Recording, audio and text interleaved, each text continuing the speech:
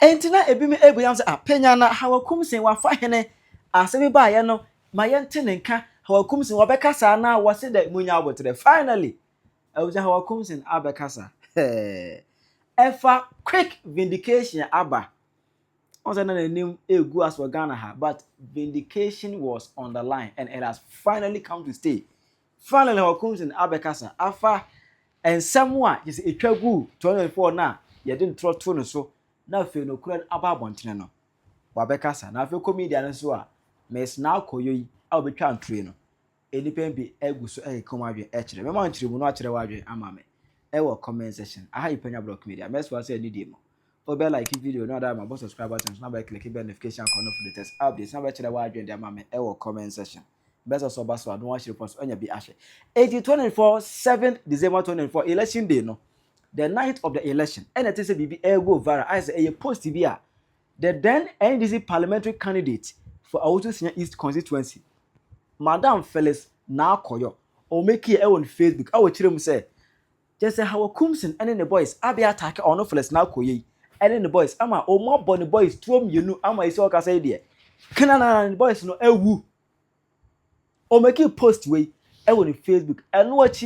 ana start go viral say Hawa Koomson and the boys ekunipa at the end of the day when Timian post picture or make it that post no when Timian post any picture be to support it dead bodies no claim no one for bibia ma and was akwa interview with Captain Kojo Smart on Onua TV and was children sim e wo honum and from there ne dey che say Hawa Koomson ye de to tam kruwa mu obi ase maami woman commando che say o mu ke kan sem bebe na na fa maami ho e ma maami kura de ahomete be ka say on dey asem no e won no yesinsem eti obi anka na bontu ne yam obi anka na command tu ne yam ye beba so na asem no de e won no yesinsem o kan ya nyi na ndi even to the point they say ye dey to tam kuro ama akwati aba election ma mi call ekra no enipa bi bo no poten kom ko pene kunu all because of ensem a che say Phyllis Naa Koryoo ebe kan efa na ho there was the be say I can say let's give some time to expose time and vindication is always on the line karma is real efa ensem a Phyllis Naa Koryoo ebe kan no say we na enya ne kure if you say after the election no ana interior minister honorable Muntaka Mohammed set a task force bi et omunye nhwemu violence ahodo cause for 24 election omunye nhwemu enye nhwemu no mo fa update emra it task force investigation no musa Phyllis Naa Koryoo say ne bra na bebo e ko wona ade go asem ba ye eti be support ye na enye investigation afom ko hwem na ebusa ma me a o kirem say bibia sa ankoso nesen sem obeka na media nso nyina no bibia eye atro ama feel the vindication aba ama enije aba na enije aba no ana busia Hawa Koomson angasa so abe share the side of the story or no so abekasa Yeah, Okrata or the Babonti. But how do you feel? That's remind me, I'm not sure what you for. Ghana for nothing. Na neda wase se wa mami sa akwenya we kata mediti no na lechire meni so wonyanyame wa ya mami me ya esanye meni je say at the end of the day are they vindicated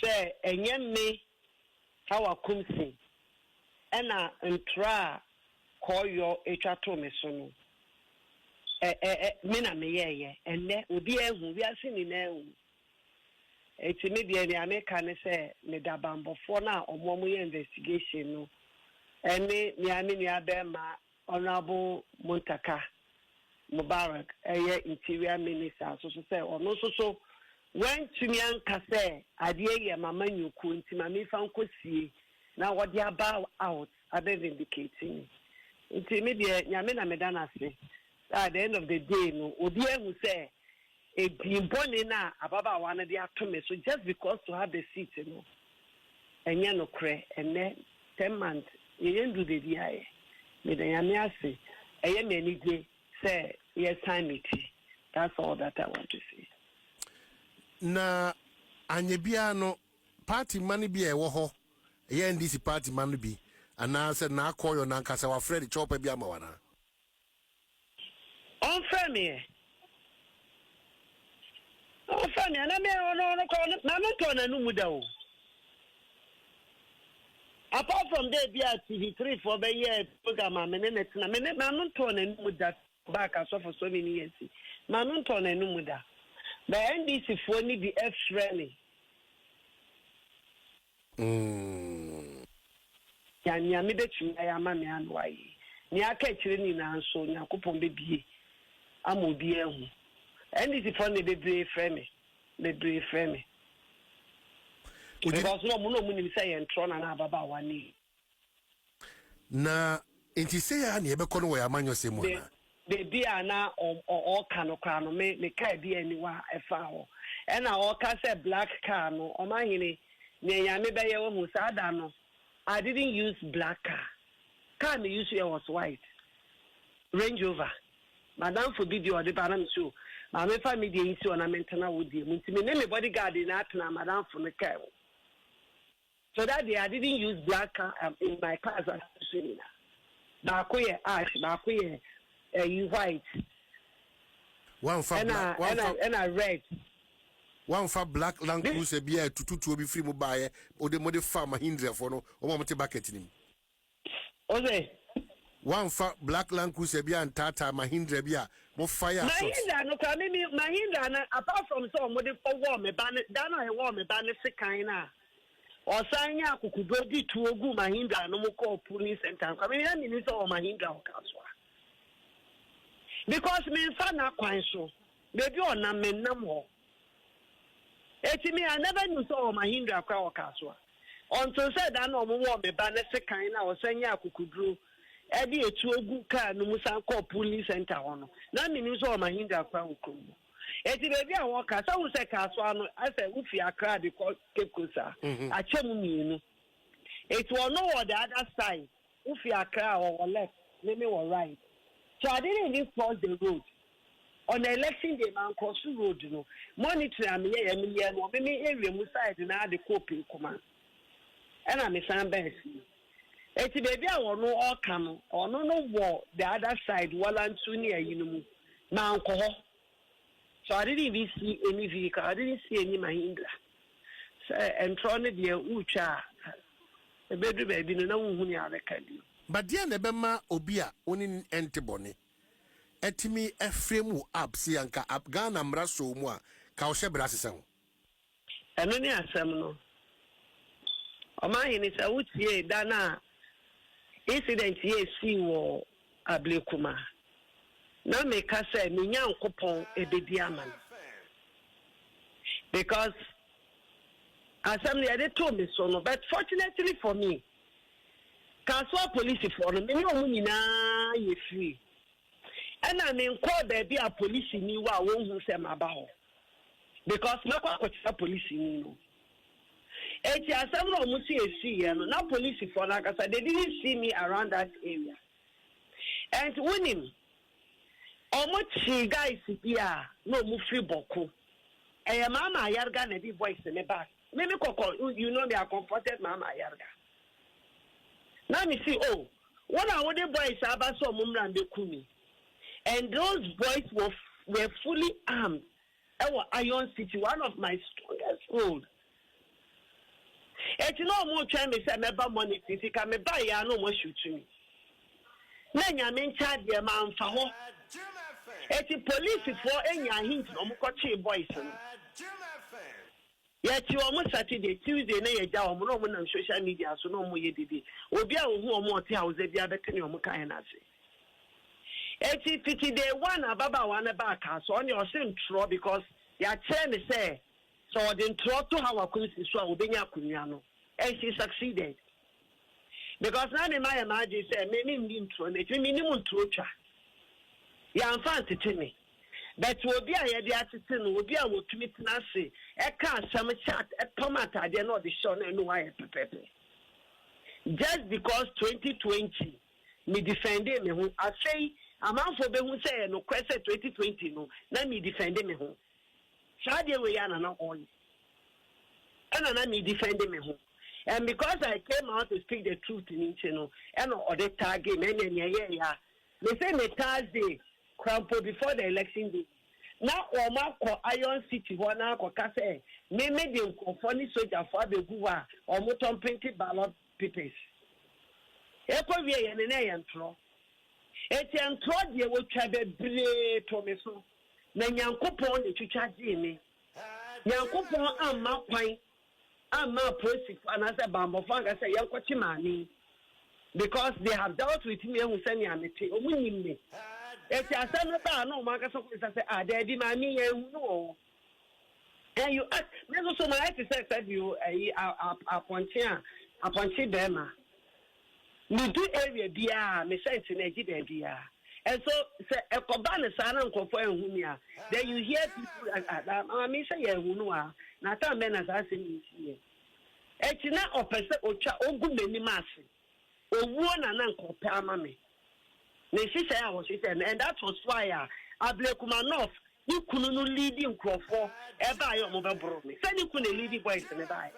Ah. Why not no Kutasi Kaya or did I want me and his paper his friends that it's in his free and you couldn't small boy. Nanini na yami about Paul Mohontuma. Made a missing board DHia. Now we are no, then young couple no or shit with whom Bopo. No, see. Now or yellow so the amount. O man in Yamin at charging you. And in Gracia Tadia Baba one comedy share, you know. And Yamia, you can then come in that busy. But with the Yamias, it's the Yamias, papa, my henny. And now I'm a friend, me no soon. Or say how minimum, me woo. Me na me tete wo man for wan ko mo bi ante to me na me tete wo enti minimum na de bia na me ka kire Yankopon ne se onyi wo fi wo san ani musuo mu me bompa ye se man wo bia isia politician bi te se na Koryoo na wakunsi ka se wi ada mabos wo da bi abo ne jakọ nya ne kwa na Felix sebe enkwasem no wadie no eti o man ba komo adwen a kire no obiati asema interim minister okan efa election 2020-2024 wasem no o say sitting MP no Naa Koryoo or deny say obiang attacking den the convoy and I am also obiang attacking the convoy because of the personal gain politics in our yes or say mamidi Honorable Hawa ena ade a oye no so eno aso na elidi ye ema omo be attack Honorable Hawa ewo Ablekumanov me obi omo prime wo kasua omo prime wo Ablekumanov ni na me obi ntro na sitting MP no Koryoo na o twa ye no eno na efa ade we ni na ba ye wo anka me wu ya me wu free Honorable Hawa owu ya owu free me ma me obi a oka ni team bia owu ya anko free na interim minister wabeka say ordinary we too we demand public apology from the city MP say ombra out now apologize and anya sa me ma me say on siwinu for defamation of character I was saying it say obi aka cho say we kun obi yes, so I apologize here. Our mother needs to do that. I say one siwinu. Or abamu, or near abamu, ye be siwinu. She has to answer questions. Questions now or dodging her own person be answer no. Interior Minister, let her answer it. On the election day, omuchin kronfo kaswa with assault rifles. Ewo kaswa omuchi on kronfo ewo kaswa. She cannot deny, man in deny Bibia or answer questions now or dodging no. Or answer. Nkrofana omukofa ba ye no bebre na ombe guka so se ombe kunipa no. Na omu hu bebe ombe fa. But you say that should be ba usko bubuga juna. Anka mutane dewa. Kaso just attack Madam Kawai. And do you know the most like idea one say election day no Honorable Hawa one crossy Kaswa overhead and pose or iron seat. One cross simple or numpo. Baby, I'll make I say or call any Adam Nana. Or call Gina for some few minutes and all chin. That's all. It was all about Koyo. Why you say, Madam, I say. That election, they even slept at the police station, claiming that your life is at risk. That day, the city MP today, she slept at the police station, claiming her life was at danger. Robert Tinasi said, you have denied it. No. Interior Minister, we are not okay. We are not okay with this allegation, no. What's that NDC for Hon Hawa Koomson at Chopa? Absent Yebe Kaya during the 2024 elections. And NDC parliamentary candidate for Awutu Senior, Eye Kaswa. A child trust Hawa Koomson in the Mrantie, Abetu Tuabo Wono, Honorable Koryoo. Ojina wa NDC dimu ewa kaswa. Wase Hawa Koomson ne mrante be tutubo ono onabo no ne kaa mu. Ema nipa mienu ewu ne kaa no mu. Ebusefo maami we twa tro we to Hawa Koomson so Hawa Koomson anya kamafo. Enu ntu omude saabufo ni share wo mu ankomu kukum Hawa Koomson ewa Ablekumanov. Ebusefo ode mempese mekasa hye maami na no. But moment you see video no, and some of my men are Kasakai during the 2024 elections. Bra your friend your friend on Unuya TV. Mother Munti. Chone kaya no, me official Mahindra na me yusuno, party kano, and none na me timubino, and no swan a chono a kaya. And to one more to one account, not one more essay, can nechi, no more to front, and I have found one more. No more tea, no more to make a nechi. And it's only come. Can't actually say a child, and yes, a child will be a woman, but can't actually out yatum. I can't pick up, say, I pick up Mahindra pick up.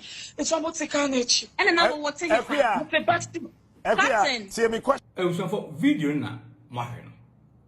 My men say Hawa Koomson abo ne kaa tu ama nipa mienu ewo ne kaa mu. My men na kan yo. Mama hwe video no. Ebusuafo enne Interior Minister Honorable Mutaka press briefing.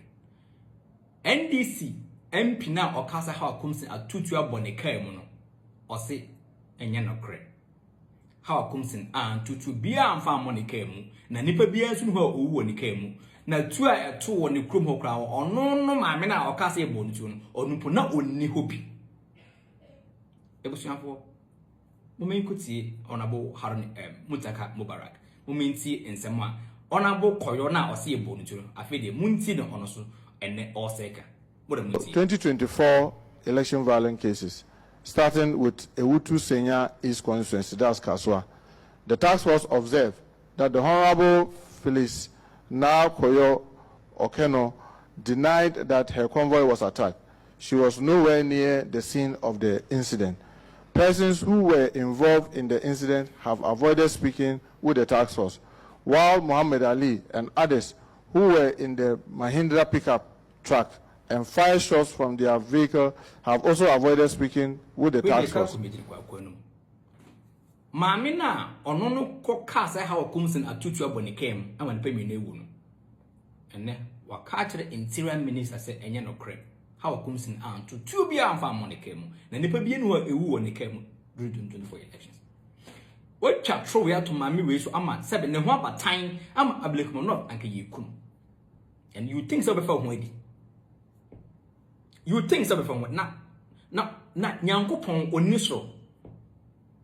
Samami we amfa chopan koma Hawa Koomson asudi ni ebepa no so ankasa spiritually no ontumi so ano wanko Hawa Koomson acho amana amfa ne bona nche no tro twetwo no so wanko pana acho spiritually asudi ebepa no so no ontumi so ano timi di tro to onipa desani so e ma sebe anka ekuku no ato Ablekumanov abusuafo yabeto aso enwumre mon join me live me host the live show in enwumre from 8 p.m. to 11 It is a ohwe video bia anwumre 8 p.m. join me. Oh, beyond the ballot so. Oh, hey, TikTok live. Na yen discuss in some ekoso wo man mu. Ye be si ni pain na ye kase ni sitie. Madam wase, nyame enhiramu na onkam ho. Ye be say share biom at exactly 8 p.m. Commercial banner kamakasa because mena na me wo collection center honum. Okay, yes. Mena na me wo collection center ho. Na K. Honorable Naa Koryoo ene dey me the application command no. No nko dwani kuma wood. Hey. What actress in disguise. MP ne dwuma no. Ne talent na me dem na actress. Or be active. Now who ye MP a? Talented MP. Me K. Oh, what dey ye kind of question list to? K. Me na me wo collation center ho. First one na Honorable Naa Koryoo bae. Okura ni nsem sa sesebi. Ye do wo mefunu abo no. Say no oba no tumi say she is traumatized. As ye dinu boni bi. And a woba. I have all the videos. Some of that chero. Wo be gina ho first one no. Eti mi bisa police fo na ekokyere mrantie na ye se etuomu to Iron City a. Ye do mu de tedecha na adofo no de ba police Central Police Command no say. Sa police fo no wo mo he. Sa nkrofo na ekyere omo no so omo he. One way you see a bomb to no swan, Naa Koryoo say, I post for a body in the combody near the cohen. Sir party for questions as some year no. Central Police Command and so questions as some said a year no. Because some will be. Yeah, King Abano. Honorable Naa Koryoo free collection center or 3 times or call him. Say, no call him. These are the questions, sir. Me besides some task force or maybe south. Wo ba collection center hona wo de yedidi du mu e do ba ye se de wo mefunu abawa wo jo ho enye no sa bre no de na ye hunti a wo act sa act ne ba collection center ho. First question no wa dodge bullet jo wa dodge bullet a wa dodge na me ajo ni eto su mienu enkrofo na wo say appoint 5 abodi ne de kono as incumbent member of parliament ye ya to abama wo di nkunim no we di etira me ehun se nipa na ewu ye no body ye de ko ha wait, watch the wide amame. Ewa comment section. I Penyah Media. Accra.